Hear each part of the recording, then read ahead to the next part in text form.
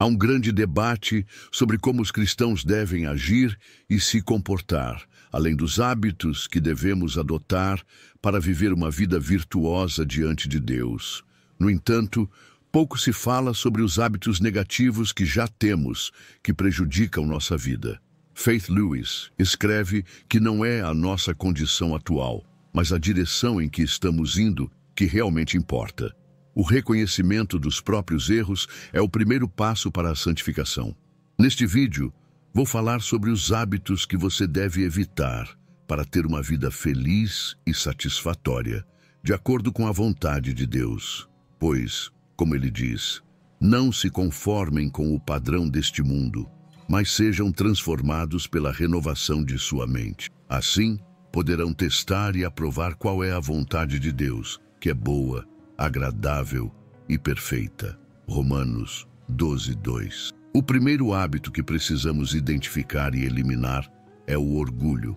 Lewis acreditava que o orgulho é o maior obstáculo entre o homem e Deus. Quando alguém se coloca no centro do próprio universo, automaticamente desloca Deus dessa posição, o que dificulta a submissão à sua vontade e o reconhecimento da nossa dependência dele. Isso cria uma barreira na relação com Deus, o que é essencial para a vida espiritual e dificulta o fluxo da graça divina. O orgulho vem antes da destruição e um espírito arrogante antes da queda. Provérbios 16:18. Em suas palavras, o orgulho, essa força astuta que nos seduz a nos colocarmos acima dos outros, age como catalisador para todos os outros pecados, estabelecendo uma postura mental profundamente contrária à essência do divino. É por meio da comparação, um impulso quase instintivo de nos compararmos aos outros, que o orgulho se alimenta. Ele cresce quando temos prazer em nos ver como superiores nesta corrida constante por supremacia. Eliminar o comportamento competitivo surge como a chave para erradicar o orgulho.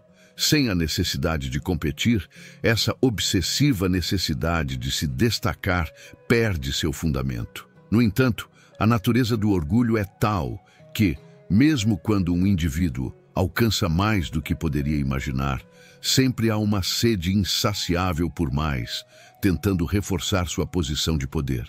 O olhar dos orgulhosos está sempre direcionado de cima para baixo, refletindo uma postura de julgamento e desdém pelos outros. Isso cria uma barreira invisível que isola e distancia as pessoas, limitando sua visão e obscurecendo qualquer possibilidade de crescimento espiritual ou conexão profunda com o sagrado.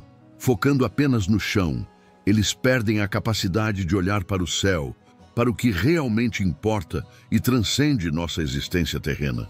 Assim, o orgulho não nos afasta apenas dos outros, colocando-nos em um pedestal de falsa superioridade, mas também nos distancia da possibilidade de um encontro genuíno com o divino. Para aqueles que buscam crescimento espiritual, reconhecer e combater o orgulho se torna um passo fundamental. Isso envolve cultivar a humildade, praticar empatia, ser aberto e reconhecer nossa vulnerabilidade, entendendo que somos todos iguais em nossa busca por significado e conexão. Somente então podemos começar a desviar nosso olhar do reflexo enganoso da direção do orgulho e levantar os olhos em busca de compreensão sobre o propósito da nossa jornada e a presença constante do sagrado em nossas vidas. O segundo hábito que devemos considerar mudar é a negligência das disciplinas espirituais. Existem muitas delas, como leitura, oração, meditação, jejum, adoração, confissão, comunhão e simplicidade. No entanto, vamos nos concentrar nas mais importantes, de acordo com a visão de Lewis, que destaca o estudo da oração, a meditação nas Escrituras e a participação ativa em uma comunidade de fé como práticas essenciais na jornada cristã. Essas disciplinas são os meios pelos quais nos aproximamos de Deus, entendemos seu plano para nós e cultivamos um relacionamento mais profundo com Ele. A oração é frequentemente descrita como a respiração da alma, um diálogo contínuo com o Criador que nos sustenta através dos altos e baixos da vida. A oração é o coração da vida espiritual, um diálogo íntimo com Deus. Não se trata apenas de fazer pedidos ou agradecer, mas de cultivar um relacionamento constante com o Criador.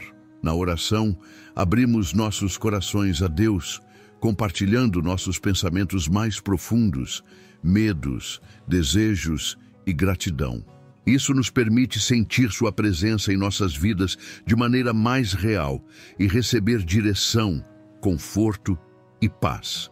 A oração regular fortalece nossa fé e nos ajuda a permanecer centrados em Deus, especialmente em momentos difíceis.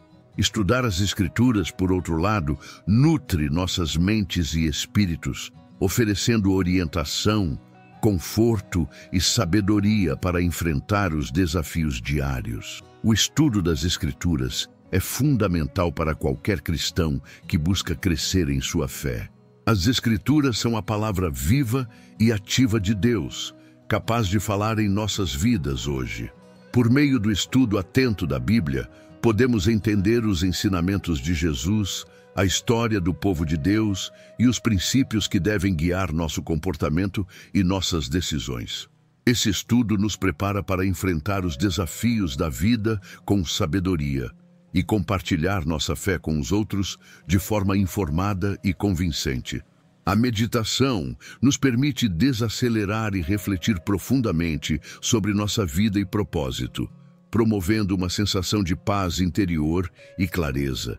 A meditação cristã é uma prática contemplativa que nos ajuda a focar nossas mentes e corações em Deus. Ao meditar nas Escrituras, nas obras de Deus na criação ou em aspectos da vida de Cristo, nos aprofundamos no mistério da fé. A meditação nos permite desacelerar em meio à agitação da vida moderna, proporcionando espaço para ouvir a voz silenciosa de Deus. Essa prática enriquece nossa compreensão espiritual e pode transformar a forma como vivemos, permitindo que os valores e ensinamentos de Cristo permeiem nosso ser e nossas ações. Participar de uma comunidade de fé nos conecta com outros cristãos, permitindo-nos compartilhar nossas jornadas, aprendizados e apoiar uns aos outros. A fé cristã nunca foi destinada a ser vivida de forma isolada. A participação em uma comunidade de fé oferece suporte, incentivo e oportunidades para servir e crescer espiritualmente ao lado de outros crentes. Essas comunidades são lugares onde podemos compartilhar nossas lutas, celebrar nossas alegrias e aprender uns com os outros. Através do grupo de adoração coletivo, do estudo bíblico e das atividades comunitárias, somos lembrados de que fazemos parte de um corpo maior, a Igreja, chamada a refletir o amor de Cristo no mundo. Negligenciar as disciplinas espirituais é, de muitas maneiras, abrir mão das ferramentas que foram dadas para nosso crescimento e fortalecimento na fé. Sem essas práticas, nossa conexão com Deus pode se tornar superficial ou distante. Nossa compreensão de sua vontade pode se tornar confusa e nossa capacidade de enfrentar as adversidades da vida com graça e coragem pode diminuir.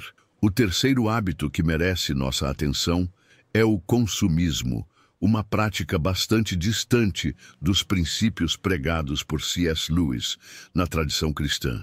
O consumismo pode nos distrair de nosso propósito espiritual e facilmente se tornar um ídolo, ocupando o centro de nossas vidas e deslocando Deus dessa posição.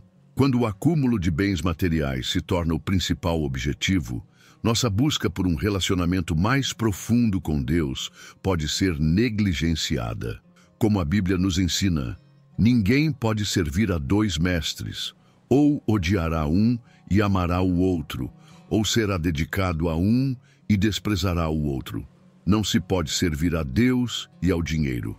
Mateus 6:24 nos ensina a mudar nossos valores. O materialismo, a ganância e o egoísmo são opostos aos ensinamentos cristãos de contentamento, generosidade e amor ao próximo. O consumismo incentiva uma mentalidade de nunca estar satisfeito, o que é incompatível com a gratidão e satisfação que encontramos em Deus. Não estou dizendo isso porque preciso, mas porque aprendi a me contentar com qualquer situação, seja qual for a circunstância. Sei o que é estar em necessidade e sei o que é ter muito.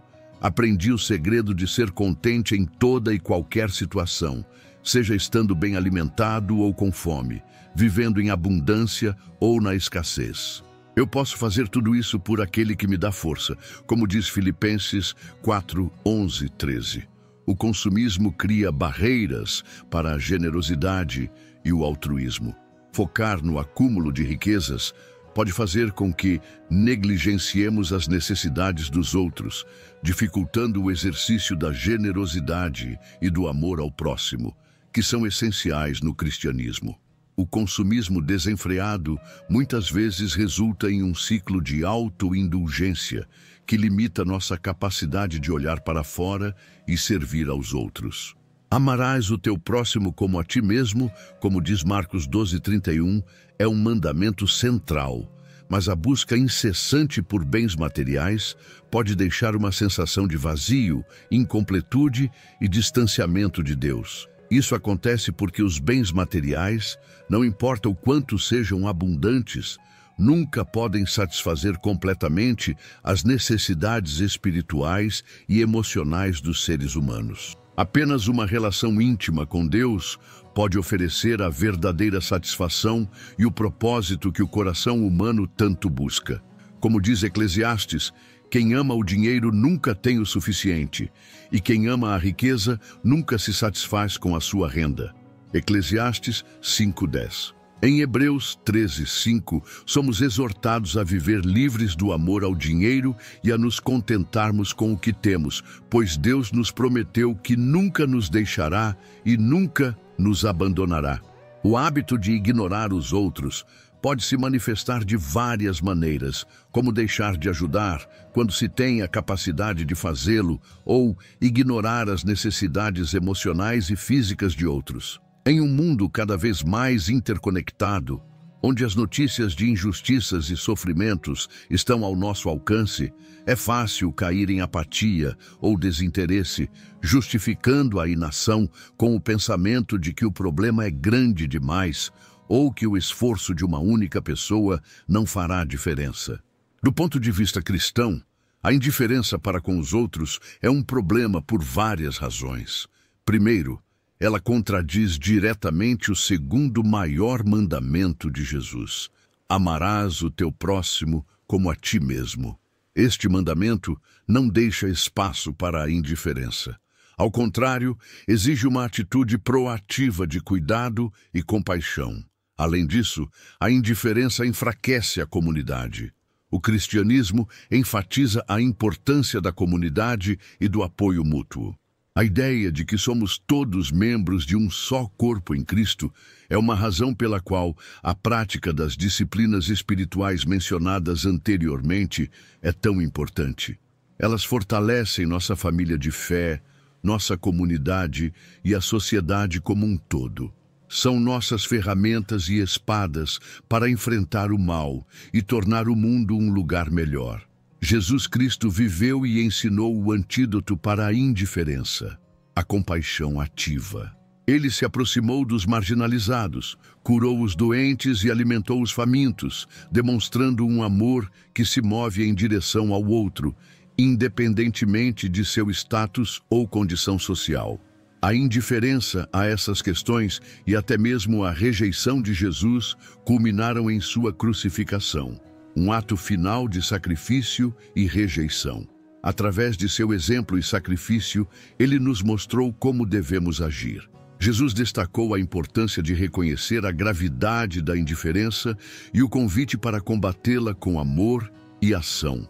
O quinto hábito que merece nossa atenção é a promoção do ceticismo como uma virtude, especialmente quando ele leva à total desconfiança em relação à fé e aos ensinamentos cristãos. A Bíblia nos ensina a termos fé, mesmo quando não conseguimos ver ou entender tudo completamente. A fé é confiança no que esperamos e garantia do que não vemos. Hebreus 11:1. A fé é apresentada como confiança em Deus e em suas promessas. Uma crença que vai além do que é imediatamente visível ou provável aos olhos humanos. O ceticismo, muitas vezes mal interpretado como sinônimo de cinismo ou descrença total, pode ser visto como uma virtude quando entendido como uma abordagem investigativa do conhecimento, crenças e afirmações. Nesse contexto, o ceticismo não rejeita a verdade, mas incentiva sua busca rigorosa, exigindo evidências e raciocínio lógico antes de aceitar qualquer afirmação como verdadeira. Essa abordagem pode ser particularmente valiosa em várias áreas da vida, incluindo espiritualidade, ciência e o cotidiano. Um cético, no sentido virtuoso do termo, não descarta informações de forma definitiva, mas se aproxima delas com uma mente aberta, questionadora, avaliando criticamente as evidências antes de formar uma opinião ou crença. Essa postura promove uma compreensão profunda e evita a aceitação cega de ideias potencialmente falsas ou enganosas. C.S. Lewis, por exemplo, mergulhou profundamente em sua fé em Cristo. Curiosamente, foi seu ceticismo intelectual que desempenhou um papel crucial em sua transição para o cristianismo. Lewis era naturalmente questionador e possuía uma visão aguçada e qualidades analíticas que inicialmente o levaram ao ateísmo. No entanto, essas mesmas qualidades também abriram o caminho para sua conversão ao cristianismo. Lewis era um acadêmico por excelência, com um grande respeito pela evidência lógica na busca pela verdade. Seu ceticismo o levou a questionar constantemente crenças e ideias, incluindo suas próprias suposições ateístas. Ele não se contentava com as respostas simplistas do ateísmo e do materialismo às questões fundamentais sobre a vida, o universo e a existência humana. Em sua busca por respostas, Lewis começou a perceber as limitações do materialismo e do naturalismo. A crença de que tudo no universo pode ser explicado apenas por processos naturais e leis físicas. Ele questionou se essas visões de mundo seriam suficientes para entender a experiência humana completa, incluindo moralidade, beleza, amor e espiritualidade. O ceticismo de Lewis não operava isolado. Ele foi profundamente influenciado por amigos e colegas, incluindo J.R.R. Tolkien, um católico devoto que desafiou Lewis a reconsiderar o cristianismo não apenas como uma moral ou mitologia, mas como uma verdade histórica e uma revelação divina. Através de longas conversas e debates, Lewis foi incentivado a aplicar seu rigor intelectual ao exame das reivindicações do cristianismo. Eventualmente, Lewis concluiu que a fé cristã oferecia uma visão de mundo mais coerente e satisfatória do que o ateísmo ou o agnosticismo. Ele ficou particularmente atraído pela ideia da encarnação, Deus tornando-se homem em Jesus Cristo, que ele via como a chave para entender a natureza e o propósito humano. Para Lewis, o cristianismo fazia sentido lógico e preenchia o anseio por algo além do material. Sua transição de cético para crente não foi instantânea, mas sim um processo gradual de questionamento, reflexão e, finalmente, aceitação. Lewis descreveu sua conversão não como um salto cego de fé, mas como o convertido mais relutante de todos na Inglaterra, chegando à fé cristã chutando, lutando, ressentido e olhando para todos os lados. O sexto hábito que precisamos reconsiderar e mudar é a falta de perdão. Lewis frequentemente destacava o perdão como algo essencial para a vida cristã, refletindo o perdão que Deus nos oferece. De acordo com ele, o perdão é necessário para nossa própria espiritualidade e libertação emocional. O perdão liberta a amargura e nos permite viver em paz conosco mesmos e com os outros. A incapacidade de perdoar é um problema que pode ter efeitos devastadores na vida de um cristão, tanto espiritualmente quanto emocionalmente. No contexto cristão, o perdão não é apenas algo recomendado, mas um mandamento que reflete o próprio coração do Evangelho. Jesus ensinou seus seguidores a perdoar, destacando isso como um elemento essencial na prática da oração. Perdoa-nos as nossas dívidas, assim como nós perdoamos aos nossos devedores. Mateus 6:12. Recusar-se a perdoar não só desobedece a um princípio central do cristianismo, mas também pode levar a consequências destrutivas para o indivíduo. A falta de perdão cria uma barreira entre o indivíduo e Deus. No cristianismo, o perdão é uma expressão do amor divino, e recusar perdoar nos distancia desse amor, podendo levar a uma vida espiritual estagnada, onde a comunhão com Deus é dificultada pela limitação de nossa capacidade de experimentar plenamente sua graça e misericórdia. O ressentimento e a amargura são consequências diretas da incapacidade de perdoar. Esses sentimentos podem consumir uma pessoa e afetar sua saúde mental, física e espiritual.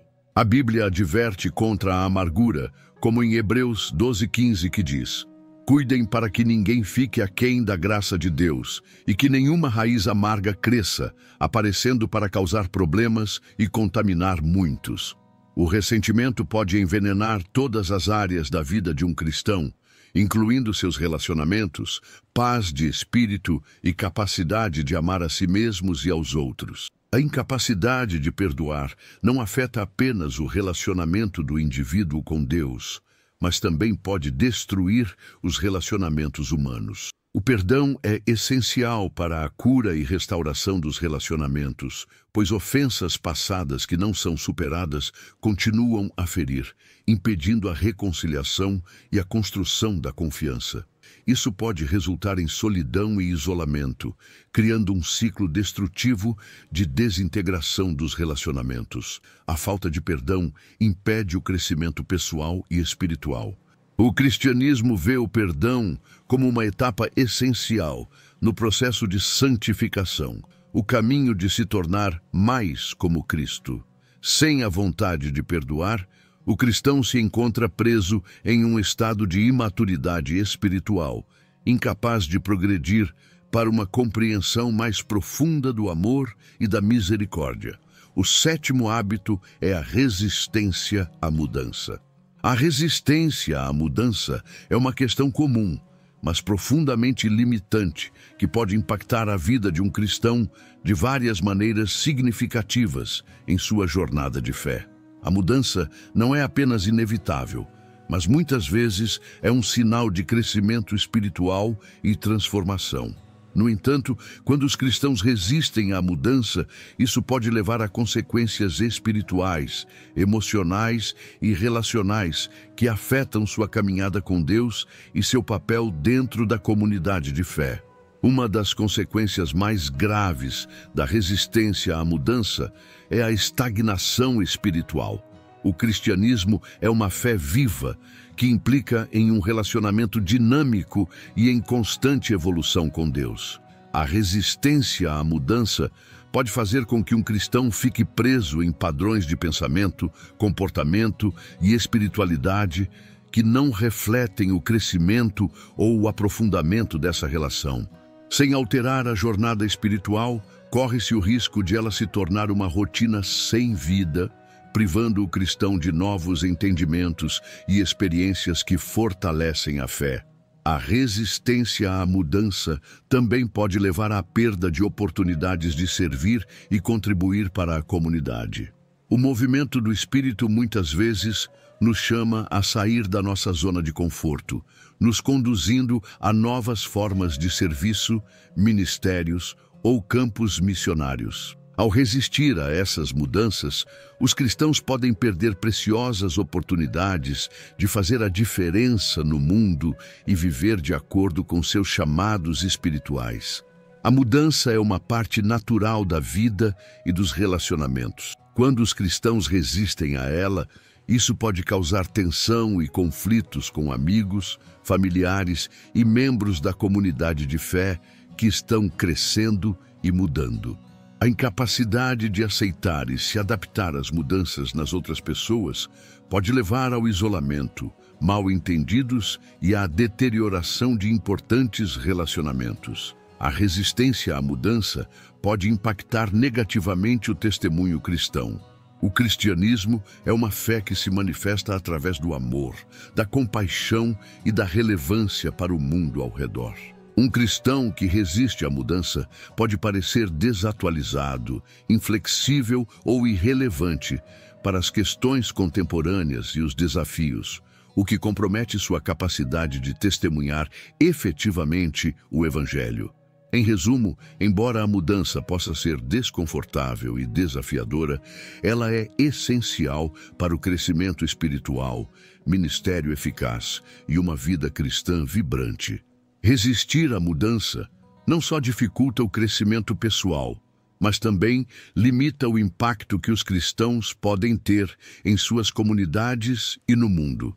Portanto, os cristãos são encorajados a permanecer abertos ao movimento do Espírito, abraçando a mudança como uma oportunidade de crescimento, transformação e vida fiel.